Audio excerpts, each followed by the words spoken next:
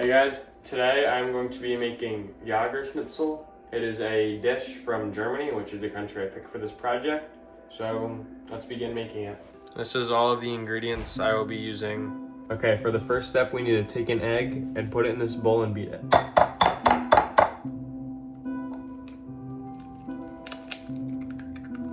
Try not to get any shells in there. Once the egg is in the bowl, we have to beat it just like so.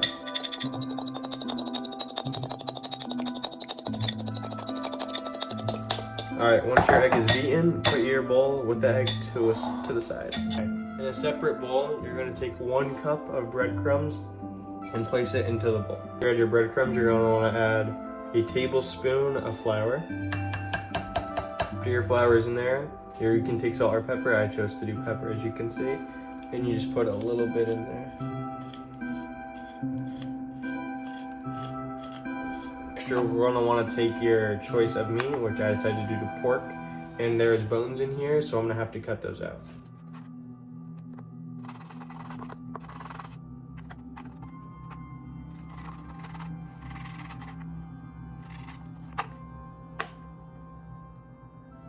Also make sure to get rid of any of this excess fat.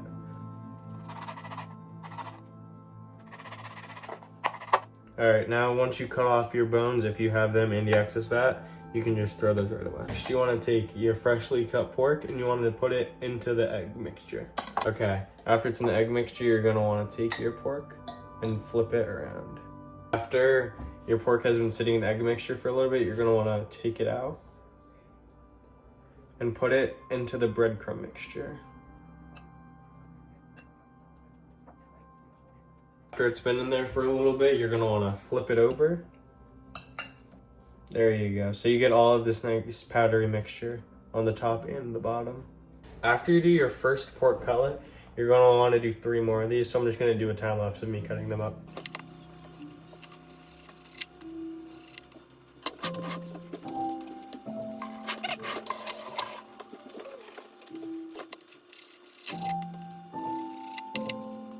Also make sure to separate your meat because you don't want cross-contamination, because that is disgusting.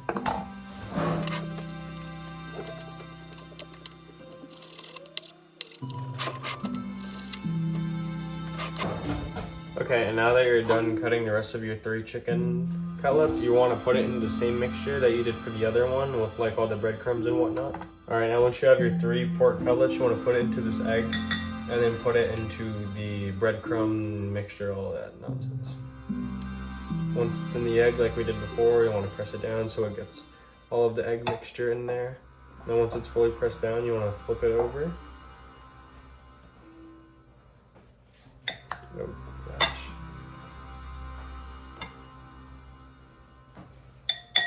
Oh my god. Alright, now it's flipped over, you want to press it down like we did before. And then once it has all the egg mixture on it, I want to take it out. If you can take it out. And transfer it over into this mixture here. And you want to do the same thing. Just press it down. Let it fully go into this whole mixture here. Alright, now once it's fully pressed down, I want to take it, flip it over, and see how it has all that mixture on it. You want to make sure it's repeated on the other side.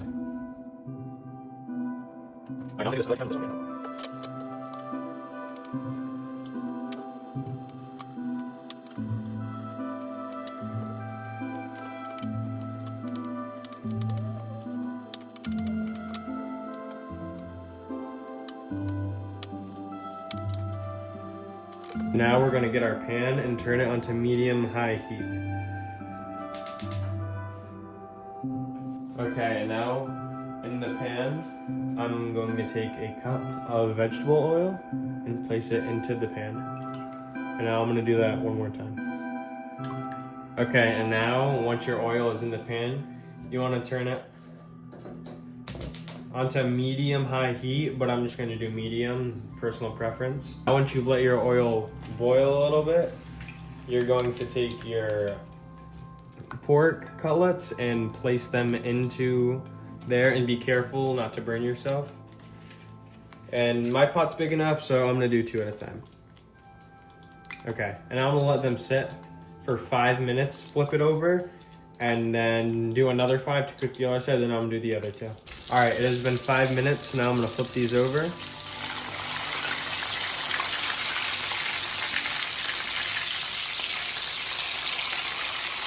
And let the other side cook for 5 minutes. So it hasn't been 5 minutes yet, but I've been constantly checking it, and these look pretty done to me, or at least the other one does. So now I'm gonna take these, and I have a plate already ready, so I'm gonna go and put those on the plate. I'm gonna make sure not to drop them. All right, and those 2 are on the plate, and now I'm gonna go get the other 2 and put those on the plate as well. As you can see, I took them off of the oven pan and I put them onto this plate with a paper towel so that the grease doesn't get everywhere. And now I have these 2 right here, and I'm gonna put these onto there. Very carefully, I don't wanna burn myself. All right, one is on. I'm gonna put the other one on, and I'm gonna set a timer for 5 minutes like I did the other side. I'm just gonna keep constantly checking like I did with those. It's been around 5 minutes, so now I'm gonna flip these 2. Very carefully, because I still don't wanna burn myself. All right, one is done. And like I did with these 2 over here, I'm not gonna set it for 5 minutes. I'm just gonna eyeball it until it looks about golden brown, like how these 2 and these 2 over here. All right, it's been around 3.5, 4-ish minutes, and they look pretty cooked to me. So I'm gonna take these 2 off, and I'm gonna put them over here with these other 2, very carefully, because I still don't want to burn myself. All right, and now once all 4 of your pork chop cutlets are done, you can shut the oven off.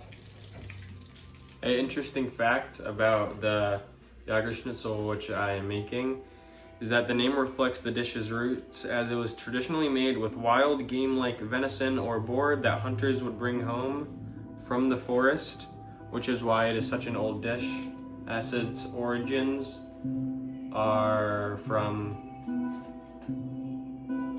I did not know that off the top of my head, so I'm just gonna say it during editing. I'm gonna start preparing the gravy, so I need to cut 11 whole mushrooms. But first, I need to wash this knife, because if I don't after cutting all of that pork, then that is just disgusting and unsanitary. All right, now that I have cut up this whole mushroom, I'm gonna take these and I'm gonna put it into a bowl, which I already have over there. Now I'm going to do the other mushrooms.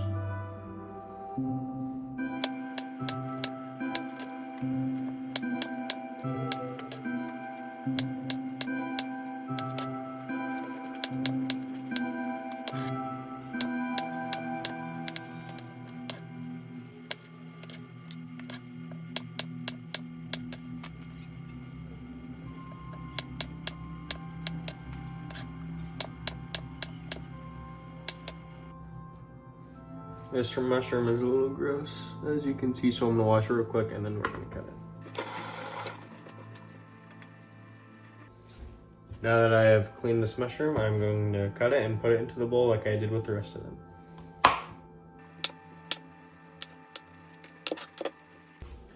Now that we finished cutting the mushrooms, we're gonna clean the cutting board and we are going to chop this onion. After washing the cutting board, I'm gonna take my onion and I'm gonna cut it in half.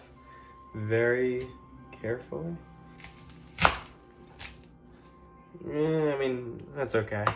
And I cut it in half before peeling it, because you can see it's a whole lot easier just to get the layers off like that.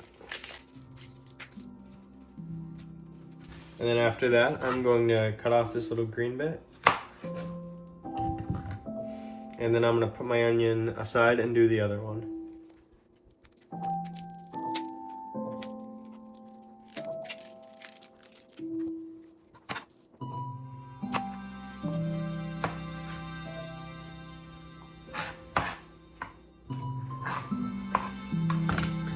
All right, and now that I have my 2 onions, I have this thing here, which just makes it so much easier to cut the onions. So what I have to do is pull it up, take my onion slice. Or wait, actually no. First, I have to cut the onions like this.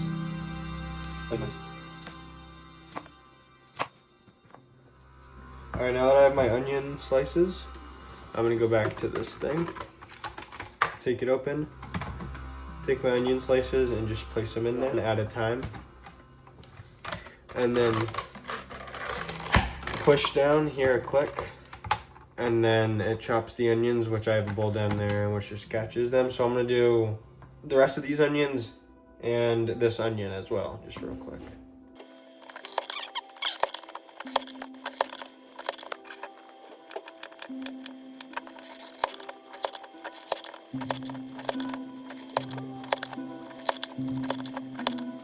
All right, now once I'm done, you can see I have all of the diced onions in here.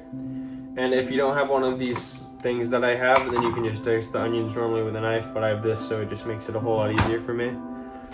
But once you're done, you want to take all of these onion things and you just want to throw them right into the garbage. After taking out all of the pork cutlets, I took a little bit of the water out because now we have to put in the onions and the mushrooms, which I'm going to put this up to medium heat. And then I'm going to add, now that it's been resting for a little bit, I'm going to take the mushrooms, just the mushrooms for now, and I'm going to dump them all in here.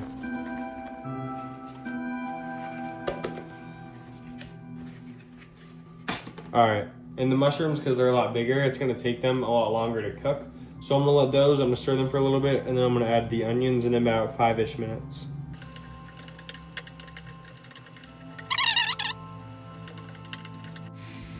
Now I have the onions. These mushrooms have been cooking for about 3 to 5 minutes.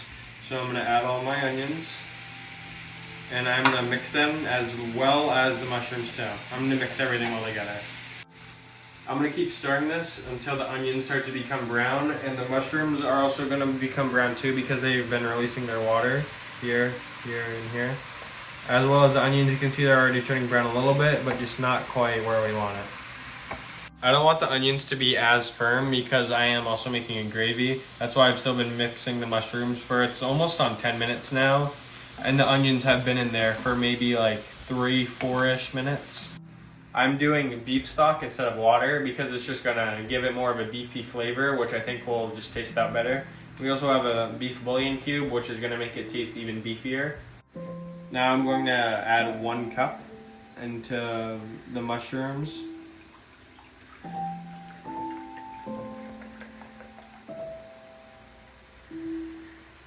Fill it up.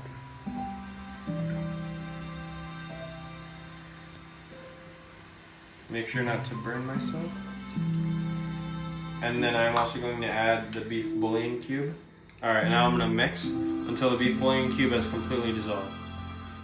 Alright, and now after adding the beef bouillon cube, all of the beef stock, all of the onions, all of the mushrooms, 1.5 cups of the beef stock, I'm just going to let it simmer on low heat for around 20 minutes, and then we'll come back and I'll do the next step. Alright, it's been about 20 minutes now, and now I need to combine the sour cream, which is right here, which is 1/2 cup sour cream, and a tablespoon of cornstarch into here to really make it a gravy, so that's what I'm going to do.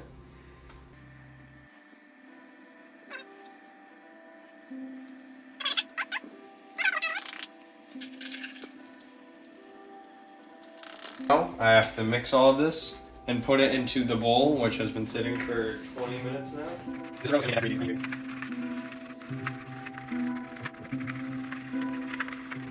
Alright, it looks like sour cream, but it's a lot thinner than sour cream normally is. So now I'm going to take my mixture and I'm going to pour it into this bowl. Alright, once I've poured all of my mixture into the bowl, oh my gosh, I'm going to mix it.